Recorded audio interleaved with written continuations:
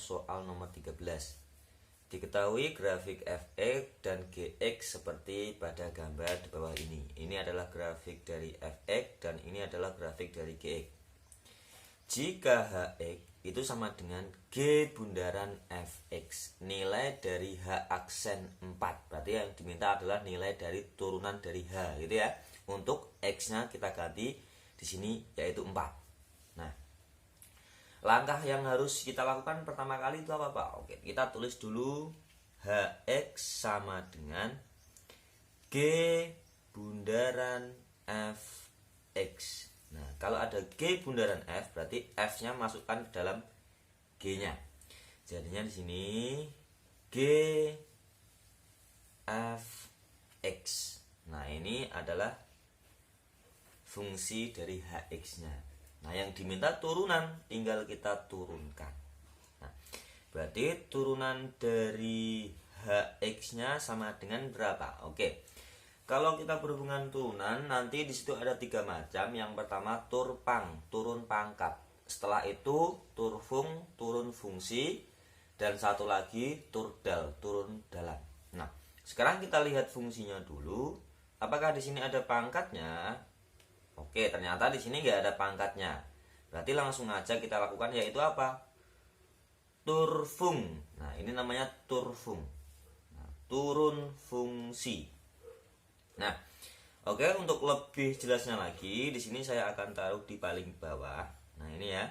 Saya tuliskan saja di situ. Kita gunakan konsep turfung. Nah, namanya ini turfung. Turun fungsi.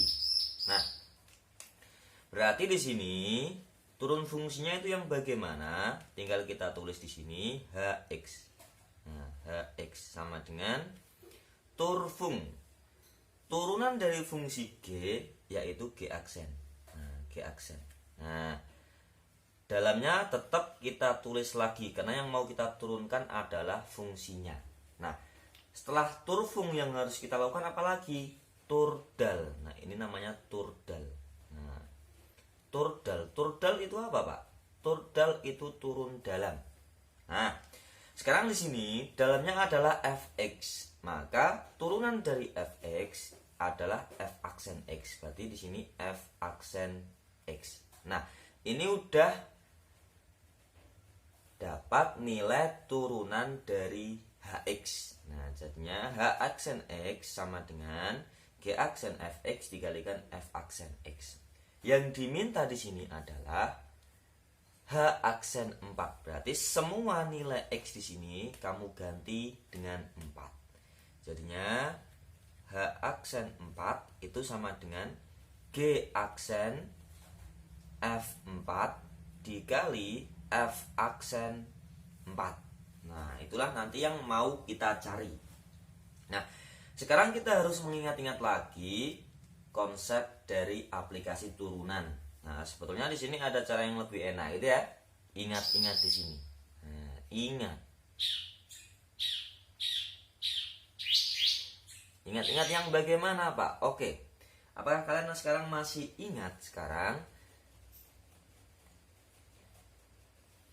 Misal ada suatu kurva yang kayak gini. Ini misalkan kurva Y. Nah, di sini ada suatu garis yang menyinggung kurva itu. Berarti kan namanya garis singgung, gitu ya. Misalkan di sini adalah garis G. Nah, kalau ada suatu garis yang menyinggung suatu kurva, berarti kita bisa mencari gradien dari garis tersebut. Nah, caranya bagaimana di sini? Caranya di sini yaitu tinggal kita tulis gradien M, gitu ya. Gradien sama dengan apa? Sama dengan turunan pertama dari kurvanya. Nah, misal di sini titiknya apa di sini? A, B. Ini pemisalan saja titiknya itu ya. Titiknya A, B berarti di sini gradien sama dengan turunan pertama dari kurvanya untuk x-nya sama dengan berapa? X sama dengan A.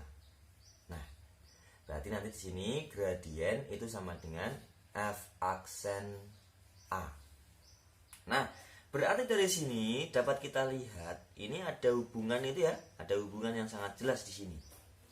Nah, Di sini ada suatu kurva dan disinggung oleh suatu garis di titik mana ini?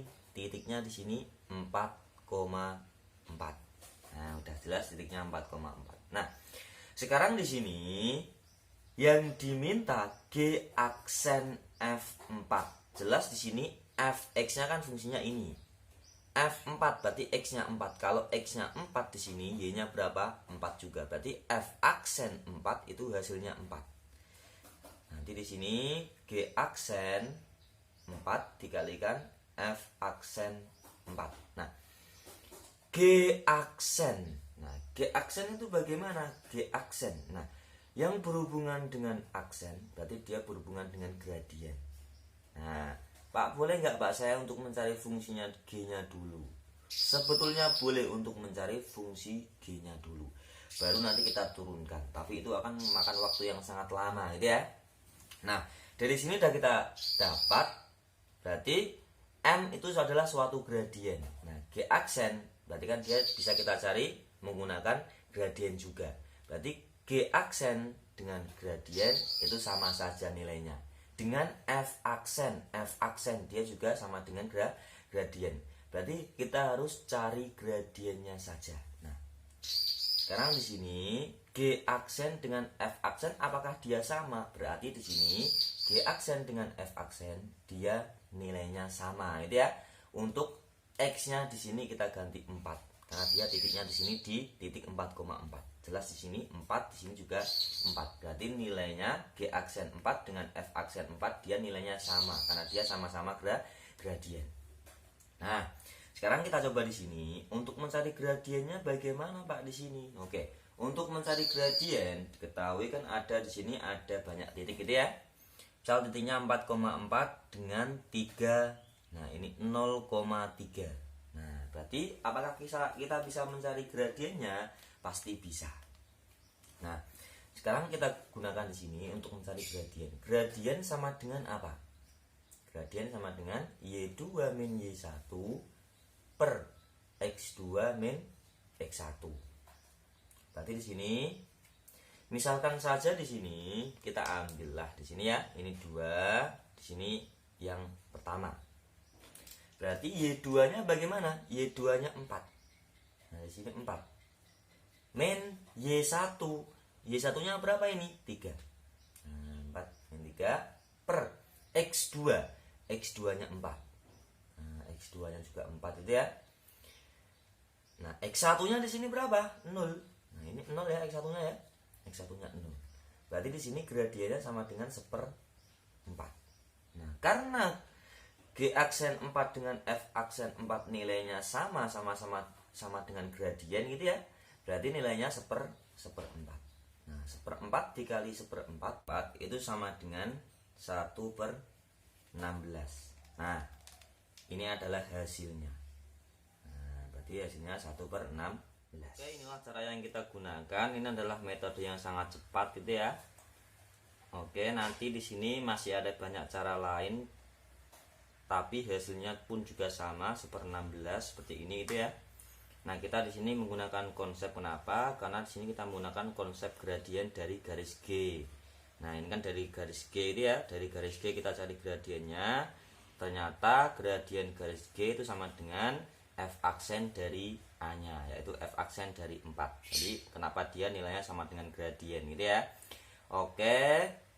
Nanti kalian juga bisa menggunakan cara lainnya, cari fungsi Fx-nya dulu, baru kamu turunkan. Setelah itu cari fungsi Gx-nya, baru kalian turunkan. Nah, di situ akan memakan banyak waktu gitu ya. Jadi di sini kita gunakanlah konsep yang sangat cepat ini saja, karena UTBK di situ nilainya pun atau waktunya pun nanti di situ juga terlalu singkat. Jadi kita gunakan konsep ini. Silahkan kalian pahami. Kalau kalian masih ada kebingungan, silahkan di komen. Nanti kalau misalkan kalian suka, silahkan like. Dan jangan lupa subscribe-nya. Lupa subscribe.